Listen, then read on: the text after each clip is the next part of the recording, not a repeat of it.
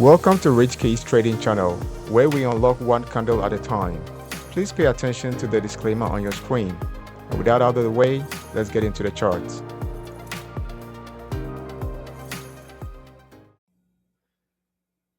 Okay, welcome back. This is another week analysis of we're going to look at the dollar index, Bitcoin, and I'll share my opinion on the indices, NAS100, SPX500, and briefly touch on gold and silver. So on the dollar index on the weekly chart, I'm using the weekly chart here, is looking bullish from the last week strong weekly bullish hammer that we had. It's been confirmed. This also was a divergence on the weekly chart. This candle closing green this past week confirms the divergence. This suggests to me, at least based on the weekly perspective, that in this coming week, the dollar index continues its way up. But we'll drill down to our lower time frames to see how far up we go and what our local map tells us our resistances and our blocks would be. Now, obviously, on the weekly, we aren't out of the woods yet. Our MACD is still below zero. We haven't crossed up yet, so it's not kumbaya to the heavens yet, but the potential is to the upside, or the momentum is to the upside. This indicator that I use here, Delta EMA, it's showing strong green to the upside. So on the weekly, everything looks bullish. All right, let's go down to the daily and the 4 hours, and then I'll share my trade bias from there, and then we can proceed on.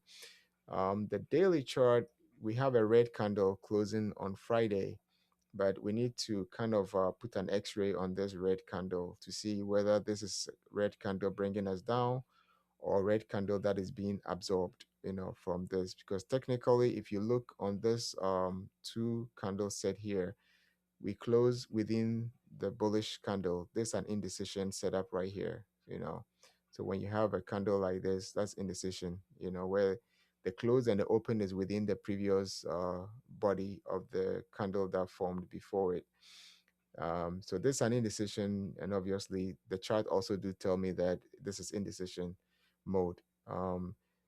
It's either we're going to break to the downside of this candle here. In other words, we go below 97,340, or we break to the upside and continue our way up. And I think based on the 4-hour time frame, we break to the upside. Even though I must say, even though, okay, my cycle is already at cycle high.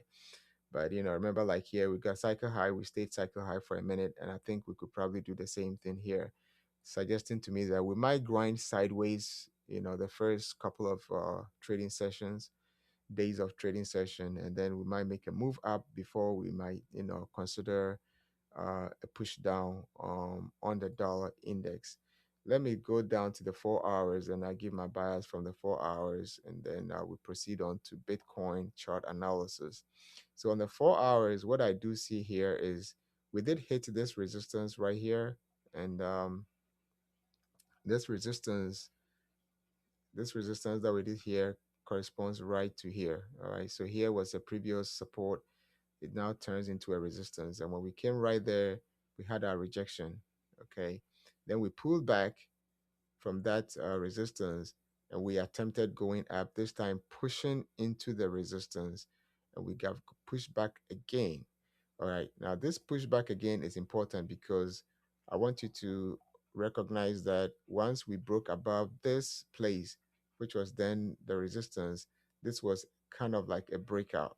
So I see this as a breakout. We broke out, we come and we are retesting the breakout.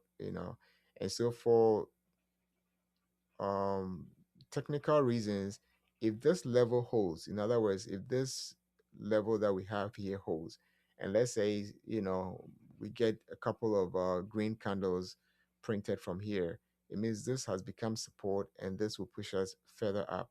Now I think this area would hold, and I want to show why I think this area is going to hold, because I do see an inverse divergence on my RSI. So we had our bearish divergence that shut us down. But here is your previous low, RSI. Okay. Now you've made a higher low, but see where your RSI is. Your RSI is made a lower low. And that's an inverse divergence, or what we call the hidden bulls or the hidden divergence. And with this hidden divergence, I think the dollar index goes up in the next coming week. And that's about all my trade bias is for the dollar index. Target wise, I think initial target is right about this area here, 97, somewhere around 98. Okay, I think last week my video was calling for somewhere around this area. I said, oh, target 98. And if we're able to successfully push through here, then I expect us to come and fill this fair value gap on this candle. So my ultimate target for the dollar index is somewhere around 98 to 78. All right, now let's go to Bitcoin and see what Bitcoin is looking like. That's probably the one that I'll spend a little bit more time on because it's kind of looking sketchy and unbelievable. All right, and here is a 4-hour chart of Bitcoin, and I'll start from the lower time frame and work my way up to the higher time frame.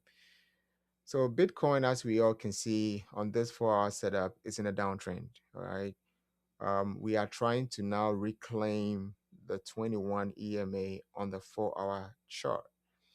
Now, a reclaim of this is good.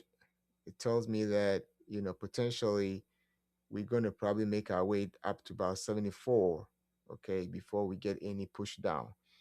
However, there are a few things that I've been observing since this move happened. This is a manipulation candle, okay, a candle that comes all the way down to 60. It opens somewhere around here, pushes down, goes all the way up to 69, comes to close somewhere around 63, and then somehow finds its way up to about what 70,000, all within a day. This pure manipulation play right here. I'll show you why I think it's a manipulation play. But definitely it's a market maker that was doing this. When they push price from here, okay, so from here to here, as you can see the volumes, these volumes were not normal volumes. These were not the usual sell volumes. Even if you compare it to this one here, compared to this volume here, right? These were extraordinary huge volumes that was selling. That's a market maker move. This huge buy volume is a combination of both market makers moves as well as liquidity or passive limit orders that were triggered. All right, so you get a huge spike of volume after a huge sell, and then you could see the manipulation on the candle, right? If it was just a hit and go, you wouldn't see wicks, such long wicks at the top and such long wicks at the bottom. It would be just a long wick at the bottom and off to the races we go. But again, if you look at this volume profile, soon after that, volume dried out. Okay. Now, ideally, if it was just a hit and go, which is limit orders triggered and sellers were gone. In other words, sellers were finished with their business. Then even low volume, okay, you don't need a whole lot of volume to push price up to reclaim major moving averages after that event. But the fact that these volumes were not even able to reclaim the 21 as at Friday or even into Saturday, right? The close of Friday were still red. These volumes are dying out gradually. In other words, participation is diminished. Now, with less participation, wow, that was a tough one to say. Less participation, price should be able to move up with ease. Okay, so price not being able to move up with ease tells me there are a lot of sellers still in the market. In other words, even in a thin liquidity trade, there are a lot of selling pressure. All right, so that is all that we're going to look at on the 4 hours. Question that we have is, will we revisit this area and probably go below it? And I think after a little bit of a push up to lure in a little bit more buyers, price would revisit this place. Let's go down to the weekly chart and then I'll explain why I think this is likely to play out just like it did right here when we came to 80,000. So we came to 80,000, we held the 100 EMA support line for several weeks. I think a similar thing is going to play out here. All right. If this has become a V shape, okay, and we'll look at the characteristics, whether it fits the shoe. We'll look at it briefly, but I think we're going to have a similar play right here. We hit the 100, we bounced off of it, we closed green above it, and then we just went, liquidity grab sideways, sideways, sideways until we did this move down. And I think this is going to play out the same way. So we've come below a major moving average, the 200 EMA on the weekly chart. It's also the 50 EMA on the monthly chart. It also do corresponds to a liquidity zone area that was somewhere around 2024, June, July, thereabout. So they came in here, they grabbed liquidity, happily triggered some orders that were placed in here. Why? Because if you look back also in 2021, what was a resistance again turned to be a support in 2026. So this is the reason why you get a long wick on this candle this particular week. A lot of defensive zone here, a lot of limit orders placed right here, as well as people that had placed stop loss orders when they took their trade, I think somewhere around here. All right. And even here, some people that took their trade here also placed their stop loss somewhere around this same zone. However, the bigger liquidity that I see on this chart, it's right here. Okay, let me see if I can get my drawing tool. Um, Kind of show you where this is right here.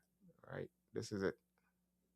Okay, this is a bigger liquidity zone, and this is why on my posting I was saying that this is where they're going to harvest liquidity.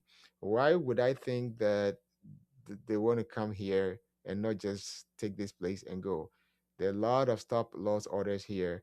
These people that bought Bitcoin, okay, they engineered this liquidity and then they pushed it all the way to 126. All right. So this is where your 126 was born. This is the crime of the scene. They pushed it all the way to 126. They're sitting pretty. If we don't come here, it means these same people that push price up would then defend this level very well because they would not want price to come into where they bought. And that's possible. We'll have to kind of drill down and see if that is going to be the case or not. Indicators wise on the weekly chart, all right, we're heading towards a cycle low, not yet quite crossed. So we are near a place where I would consider that um, buying on the table, right? Because we are at cycle low here, but we haven't crossed yet.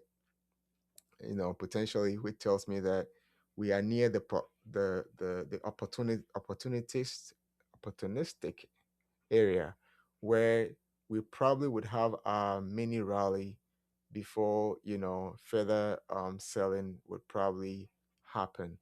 um the only thing is, if you go also on this let's go down to the weekly chart because that's where I wanted to show something here.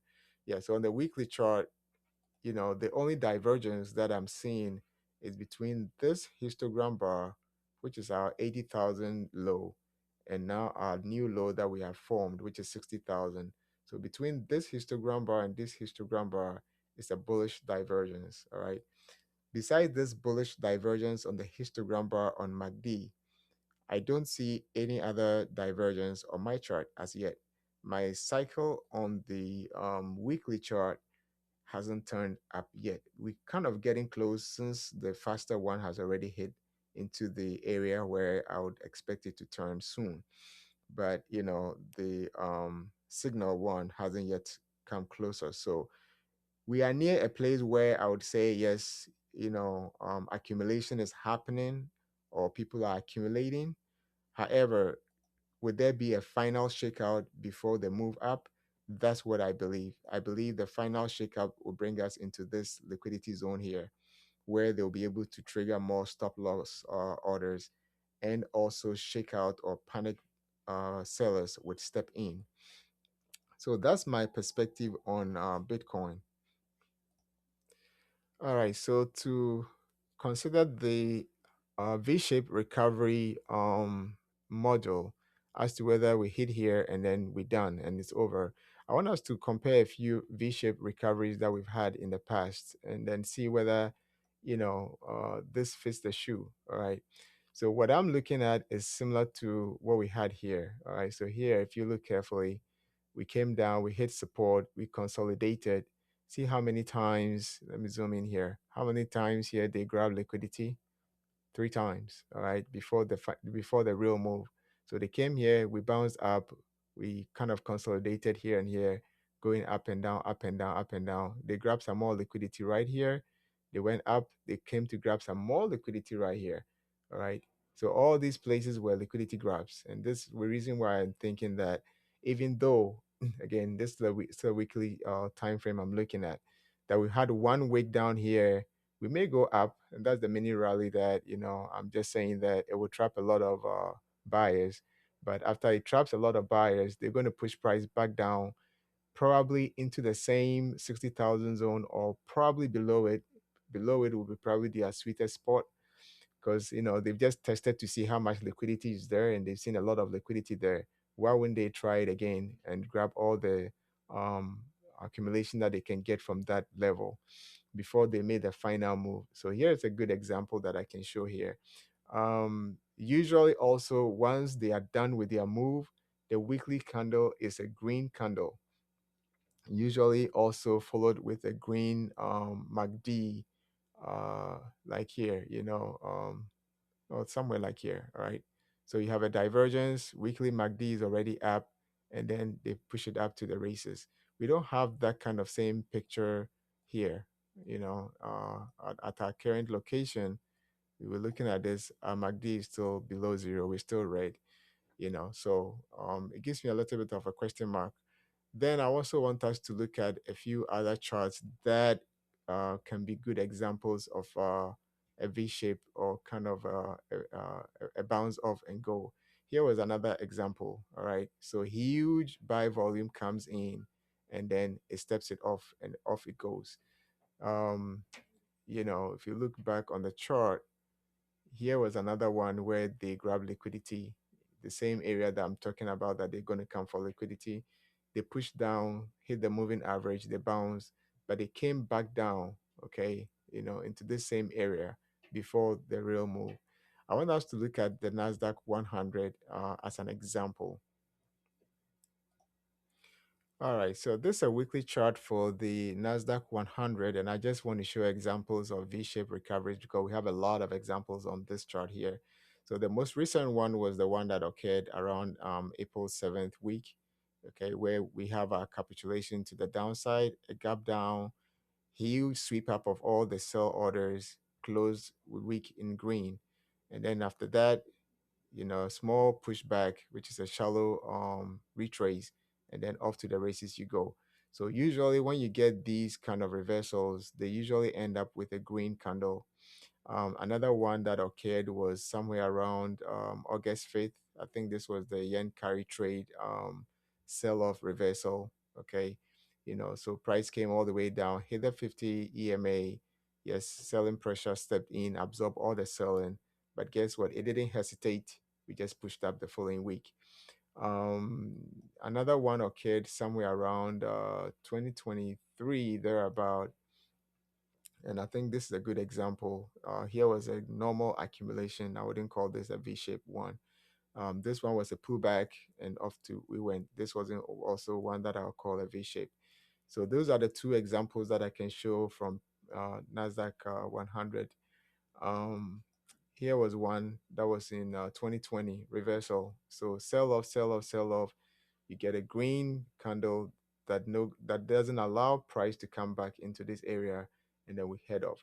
So if you want to see whether Bitcoin is going to do a V-shaped recovery, these are some of the clues that you should be looking for. Do we close the weekly in a green candle, and do we get a shallow pullback or a continuation next week? That will tell you that the selling is over and we are off to the races. So that's something that I don't see yet on the chart. Currently, Bitcoin is giving us a weekly red candle, although we have a long wake.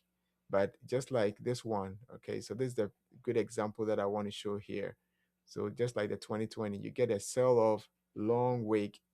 Okay, you close the week with a red candle. The following week, guess what? We had a little bit more sell right into the wick again. This is why I think that the wick that we are forming on Bitcoin will be revisited. Okay, probably either next week or probably we go sideways and then we revisit this area before the move up. So yes, definitely I'm expecting a bounce from sometime where we are now, maybe to about 80,000 before our next leg of selling occurs. The only question is this wick that we are forming done on Bitcoin, as I'm looking at the Nasdaq as an example here, and I think we might come back into the wick before we go up. Probably when we come back into the wick, we'll come below it just like this one did. So this one, you realize, even though the wick was somewhere here, we did come below it to test the 200 EMA on the weekly chart before our move up. So these are a few examples that I can show you here. Here was another one. Okay, capitulation, big selling, absorption, and then it was a green weekly candle, and then we go. It's very kind of rare that you get a red candle for the weekly uh, absorption, and then the next week it just flips and goes green. I haven't seen too much on my chart. No, I haven't seen too many of that on my chart. So those are some of the reasons why I'm looking at it like, okay, we will probably revisit the week. If we get a green candle like this, then you know you're not coming back to the wick. In other words, all selling has been absorbed, bulls have taken full charge. And then, of course, even here that we went up, we came back, but we never came below the closing, I mean, the opening of this candle. So we hit here and then we went back up. So I'm not seeing Bitcoin as we are currently looking at as a reversal yet.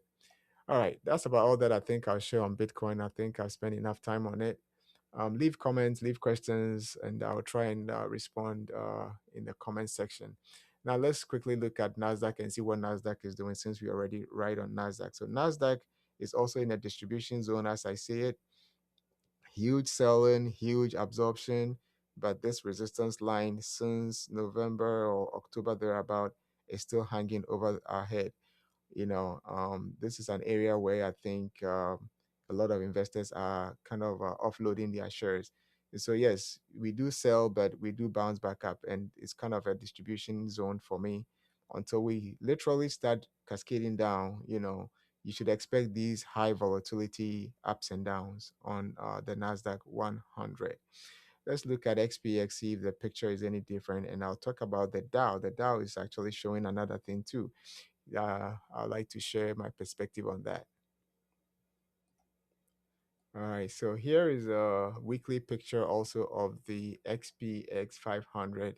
And XPX500 also is still trapped within the same range. So this is the resistance overhead right here, kind of a rising wedge. Okay, we came down to the close to the bottom of the wedge and we bounced straight up. So this is still in a distribution zone to me until we break out of this zone. I'm still kind of skeptical that this market is going somewhere far. Um, Indicators wise, our momentum is to the downside. With all the push up, push up, push up, you can see RSI is still tilting to the downside on the weekly time frame. Your MACD is still pointing to the downside. At any point in time when MACD flips to the green side, it will give us early indication that okay, sentiment is changed, and maybe market will probably make a new all-time high. um so that's about my perspective also on XPX. Yes, it will go up, it will come down, it will go up, it will come down. That's just the nature of how distribution happens. Let me look at the Dow, because of all these indices, the Dow and the Russell did something interesting that I'd like to share my perspective on. All right, and here is also a weekly chart of the Dow Jones Industrial Average. All right, so the Dow Jones Industrial Average happened to give us a strong bullish candle to close the week, kind of pushing above the previous resistance into this level. That's a good sign that we closed above, the resistance line. But I did also observe this same move on the Russell 2000. And actually, let me look at this on the daily chart and let you see how bullish this candle was. It was such a strong bullish candle, kind of smashed right straight through it. The big take from this move here is whether we come back to retest this place and hold, or whether we come back this to this area and we break down. And that's what I'll be looking for in this week trading session. If we come back during the course of this week's trading session, bounce off this level, and then we'll make our way back up, it means this area has now become an area of support, and you can expect that the Dow Jones Industrial Average will continue to make a new all-time high continuation. Let me look at the Russell 2000, and I'll tell you a similar story that I see that can possibly happen with the Dow Jones Industrial Average. So this is another weekly, daily picture, actually, the daily chart for the Russell 2000. Let's look at it from the weekly perspective first. All right. So if you look at the weekly perspective, this was your resistance trend line that I had on my chart for the IWM, which is the Russell 2000 index, right? So this happened to have been able to push above. We got rejected. We came down, and now we are here. um, Similar to the Dow Jones Industrial Average. Once you go above resistance level and you are not able to continue up, then that's a question mark that you want to answer. Is this a healthy breakout or it's a trap? And I think for me, I want to see a clear breakout before I commit to continuation for the Russell 2000. So it's looking bullish. It's looking okay. We're still up on the upper range, but I also do see that, if you go down to the daily chart has this. I think this is a evening star candle that we formed right here. Okay, it's an island actually. That is still hanging up here, telling me that the move down is legit, and this push up is still part of their distribution mechanism, all right, to be able to sell their shares at the best possible price tag. So I think that's about all that I want to share on the indices. I'll briefly talk about gold and silver, and then we'll wrap up weekly analysis. All right, here is a daily picture or daily chart of gold. And gold did a sharp sell off, came to find support of the 50 EMA, bounced off, and we're literally going sideways now.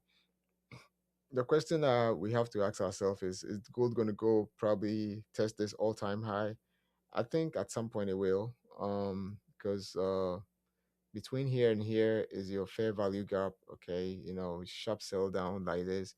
Basically, this candle has you know imbalance in it. All right, and this imbalance will be filled at some point. So I think gold would probably go sideways, but potentially go test this area again, 5,300 or 5,400 area. The zone will be retested. Could we retest that this coming week? Um, I'm not quite sure that would be the scenario, considering that things are pointing downwards. Yeah, I'm not quite sure, but it's looking bullish. It's still looking bullish to me. It's just that I'm not quite sure. So I can't give you my trade bias on gold. All I can say is that, it came to find support within this consolidation zone, and now we are still above our EMAs. So I would assume bullishness until proven otherwise. Okay. And potential, like I said, we probably go test this week a little bit before our continuation down. And I think that's my perspective on gold. I'll look at silver next. All right, and here is a weekly chart for silver, and silver is not shining bright after the rally that it did. Monstrous rally, I must give it credit. came to find some support here, bounce here. And I think silver might ultimately also do come test this portion here at some point in the future. As to whether it's going to be this week or not, I can't be very sure because we have a break of structure here. So we came down here, find support. We did a lower high, and then we've come down to the 100 to find support. The good thing is this candle is positive, so I'm not sure whether we would overtake this candle this week. But obviously, this is a break of structure for me, and structure leads price. So the fact that we broke below this support area and come here tells me we're either going to go sideways, potentially push up to about what 85, but we're probably making our way down on silver. Indicators wise on the daily chart, as you can see, we are officially in the negative territories on our MACD. Right, MACD is in red now. We have some kind of a divergence on the daily chart, and this is why I think we might be able to bounce off. So here and here we came lower, but your RSI is also done a higher low, and it's also below the 30 level. So potentially with a green candle, I think silver might grind its way. It's probably going to try and go above to test that liquidity area that we're talking about maybe in this coming week. But take this part of my analysis with a little bit of grain of salt. um, I'm not 100% convinced that's going to be the move, but of course I do see the divergence, and that divergence could potentially push us to somewhere around 80, 88, maybe even potentially come up to this level of 99 on silver. So I think that's about all that I want to share with my trading community, my followers, my subscribers. I just want to thank you for paying attention to the analysis. I wish everyone a profitable trade in the coming week. Cheers. Thank you for unlocking market insights and trade ideas with us. One candle changed everything today. We hope you can already see how today's analysis can transform your trading and investing decisions. If today's breakdown helped you spot opportunities or potential risk you would have missed, consider subscribing to the channel so you never miss an important opportunity or avoid a potential risk. Kindly give the video your support with a like and comment below with your insights. Share the video with a trader or investor you care about. They will thank you when it saves them from a bad trade or a missed investment opportunity. Until the next presentation, keep unlocking profits one candle at a time. Thank you.